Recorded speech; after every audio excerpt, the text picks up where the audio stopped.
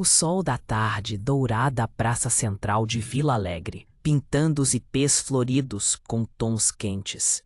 No banco de madeira, sob a sombra generosa de uma mangueira antiga, Dona Aurora bordava, os óculos na ponta do nariz e os olhos atentos ao movimento. Aos seus quase 80 anos, ela era parte da paisagem, uma figura querida e discreta. Seus dedos ágeis dançavam com a agulha, criando flores de linha que pareciam brotar do tecido. O cheiro de café fresco da padaria ao lado misturava-se ao doce perfume das flores e ao burburinho das crianças. Era o seu refúgio, seu palco diário para observar a vida passar. Mas, naquele dia, a tranquilidade foi quebrada por uma cena incomum. Uma jovem elegantíssima, a doutora Sofia, famosa arquiteta da capital, com seus cabelos impecáveis e um conjunto de alfaiataria que gritava sucesso, discutia animadamente com dois homens engravatados. Eles se sentaram a uma mesa de café, não muito longe de Dona Aurora, com pastas cheias de documentos. Sofia falava com a energia de quem está prestes a fechar um grande negócio.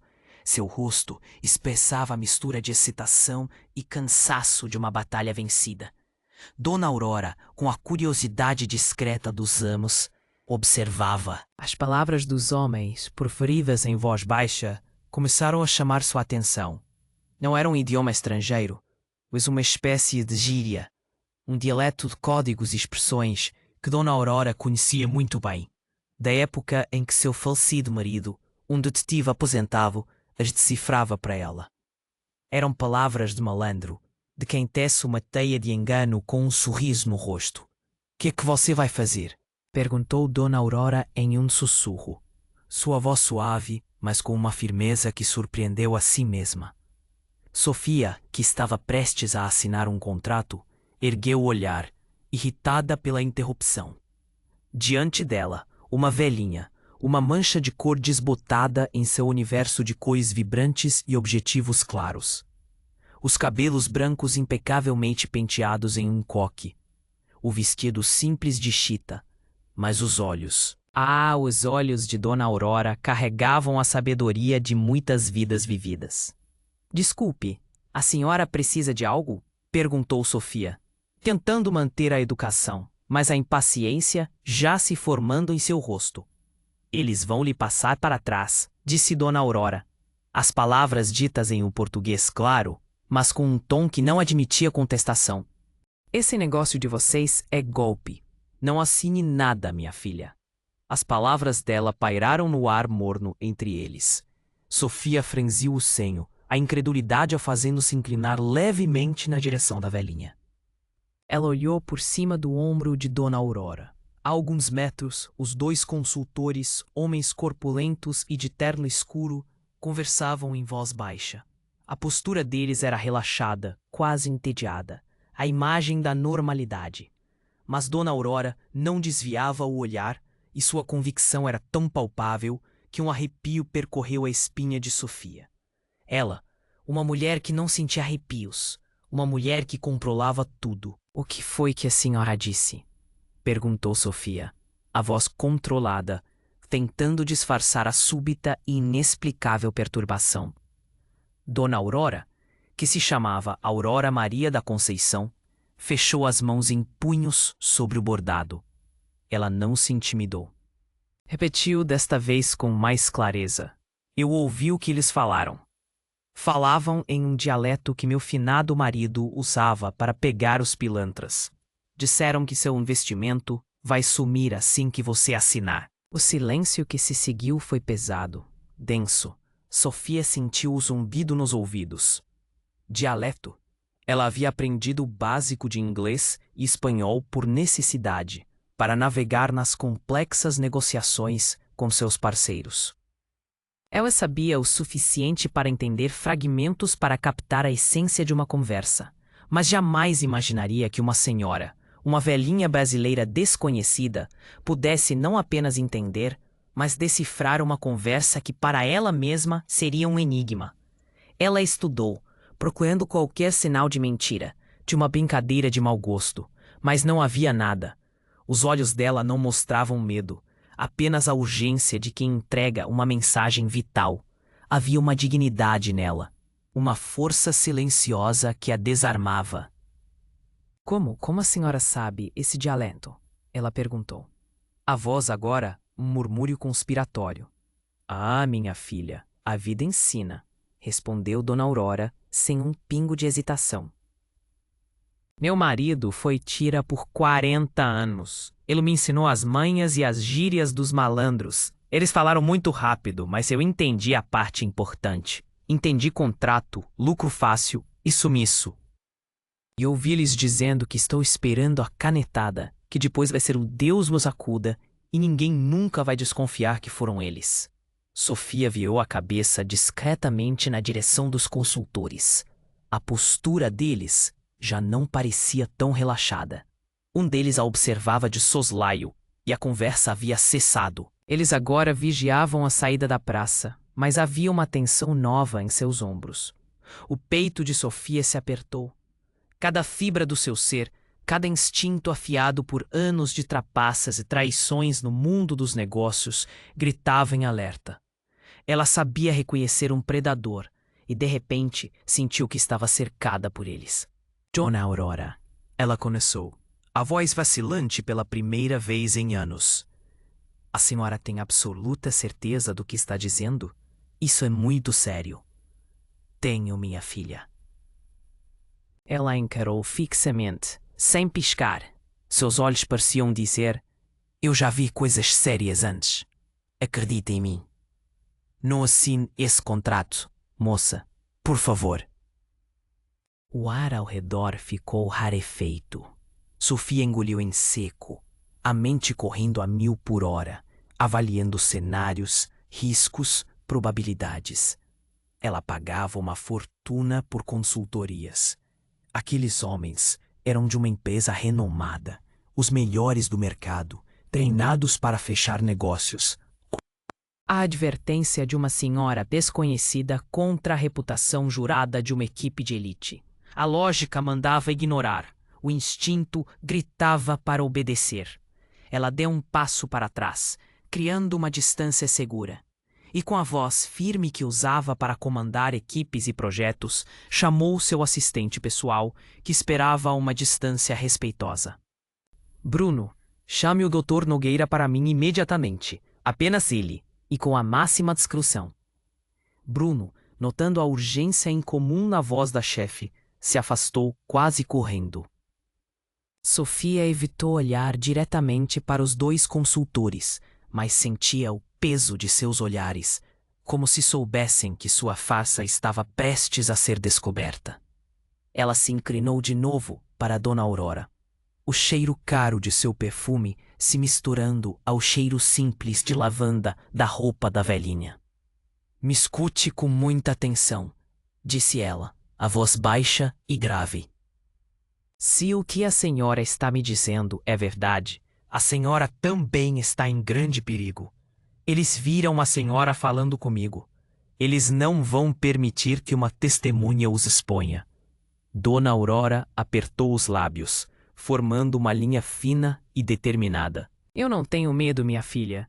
Minha mãe sempre me disse que ficar calado diante de uma coisa ruim é o mesmo que ajudar a maldade a acontecer. E ver alguém ser roubado e humilhado é uma coisa muito ruim. Aquelas palavras simples, de uma pureza devastadora, a atingiram com mais força do que qualquer argumento lógico de seus advogados ou conselheiros financeiros. Naquele instante, Sofia sentiu o peso de sua fortuna, de seus projetos milionários e de suas roupas de grife se desmanchar diante da coragem nua e crua de uma senhora de vestido de chita. Uma senhora que em sua sociedade era ensinada a ser invisível, a não incomodar, a não ser ouvida. E ali estava ela usando sua voz para salvá-la. Bruno voltou com um doutor. Nogueira, um homem mais velho, de cabelos grisalhos e rosto marcado pelo tempo, o chefe de seu departamento jurídico por mais de 20 anos e o único em quem Sofia confiava a própria carreira. Sofia falou em seu ouvido em voz baixa, sem nunca tirar os olhos dos outros dois homens. Nogueira, há uma suspeita de golpe neste contrato. Verifique agora. Seja discreto. Haja como se fosse uma revisão de rotina. Não dê a eles nenhum motivo para desconfiar. O rosto de Nogueira, normalmente impassível, se contraiu por uma fração de segundo. Ele apenas assentiu e caminhou com passos calmos em direção à mesa onde os consultores o esperavam, com o contrato aberto. Os outros consultores o observaram e a tensão entre eles se tornou quase uma entidade física na praça. Eles trocaram palavras curtas no dialeto, e desta vez Sofia sentiu um calafrio ao reconhecer o tom. Era de pânico contido. O coração da arquiteta martelava contra suas costelas. Tudo parecia acontecer em câmera lenta. Dona Aurora se agarrou com mais força à barra do paletó de Sofia, e pela primeira vez em décadas, desde que era uma jovem lutando para construir sua primeira carreira, Sofia sentiu um medo primitivo, visceral. Foi quando um dos consultores traidores, um homem alto de queixo quadrado, se adiantou, forçando um sorriso que não alcançava os olhos. Doutora Sofia, o contrato está pronto. Devemos assinar. Temos outros compromissos urgentes. A voz dele era melosa, mas havia uma nota de aço por baixo. Era uma ordem disfarçada de sugestão. Sofia respirou fundo, o ar parecendo não chegar aos pulmões. Seu olhar saltava da velhinha, que era agora sua única âncora de verdade naquele mar de mentiras, para os consultores que a pressionavam para entrar na armadilha mortal. E então, ela viu do outro lado da mesa, perto do contrato, Nogueira ergueu a mão e passou o polegar de leve na própria garganta. Era um sinal antigo entre eles. Um código de alerta máximo que nunca em 20 anos ele precisara usar.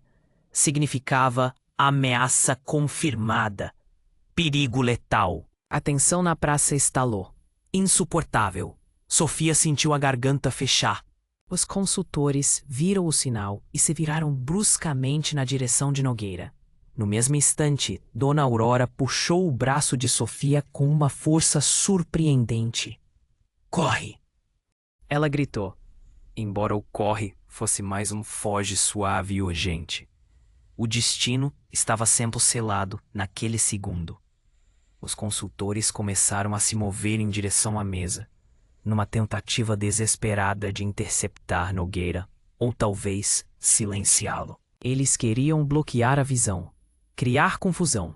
Sofia entendeu imediatamente. O jogo havia acabado. O ar se encheu de uma eletricidade perigosa. E enquanto Dona Aurora a olhava com os olhos arregalados, o medo agora visível em seu rosto, ela compreendeu que não havia mais recuo. Sua carreira, que ela considerava uma fortaleza impenetrável, dependia da coragem de uma senhora que a sociedade se esforçava para tornar invisível. Nogueira, percebendo o movimento, não hesitou. Ele gritou, a voz profissional ecoando pela praça. Senhora, não assine!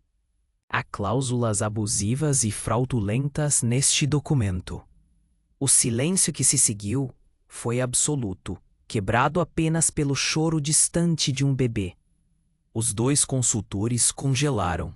Seus rostos, antes máscaras de profissionalismo, agora eram uma mistura de fúria e pânico. Um deles, o líder, se virou para Sofia, ainda tentando manter a farsa. Deve ser um engano, doutora. Sofia, um erro de interpretação. Nós mesmos revisamos o contrato esta manhã. Sofia o encarou e a frieza que ela usava para destruir projetos mal feitos agora estava concentrada em seu olhar. Então me explique, Dr. Macedo, por que Nogueira, o único homem nesta equipe em quem eu confio minha carreira, está me dizendo o contrário? A fachada do traidor ruiu. O homem tentou instintivamente levar a mão à pasta sob o braço.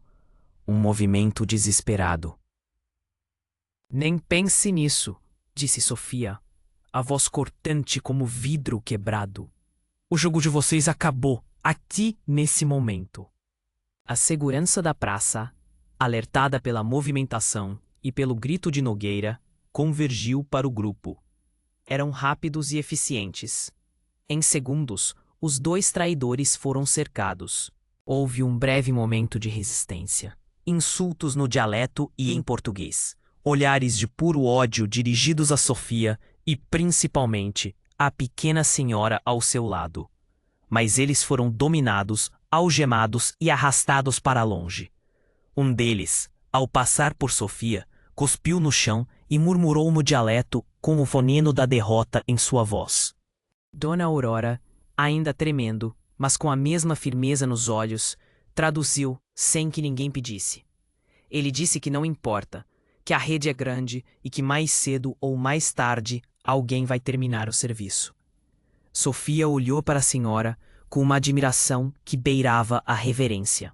Em meio ao caos da traição, ela permanecia como sua intérprete da verdade. Talvez, respondeu ela em voz alta, o suficiente para que todos ouvissem, sua confiança retornando. Mas não será hoje, e não será tão fácil quanto vocês pensavam.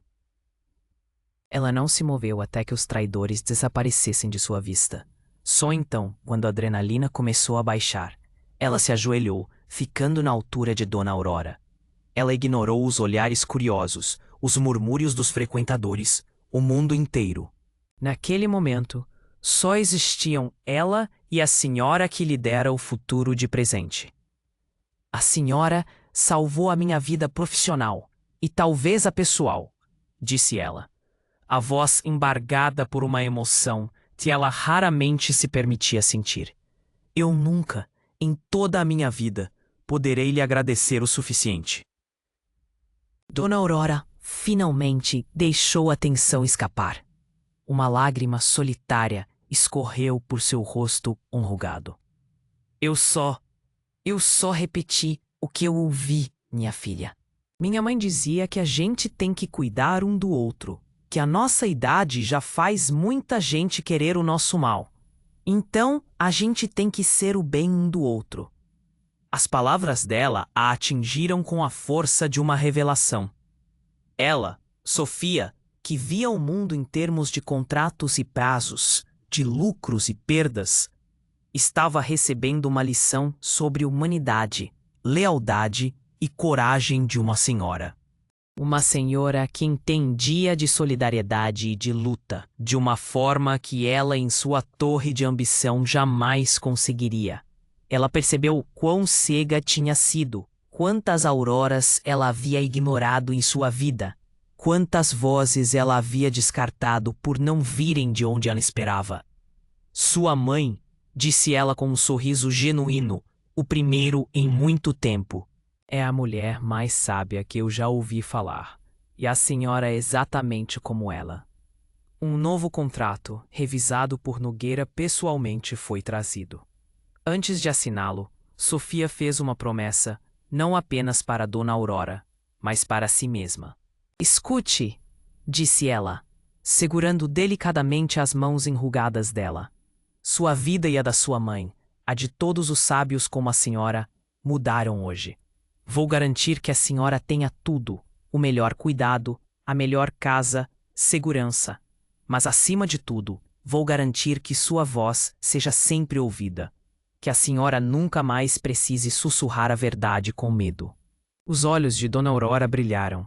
Não era a ganância de quem recebe uma promessa de riqueza, mas o alívio de quem finalmente encontra um porto seguro. O reconhecimento de uma vida de observação e bondade.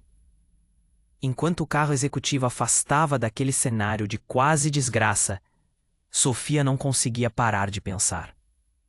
Sua riqueza, seus projetos, seus contatos, tudo aquilo era frágil.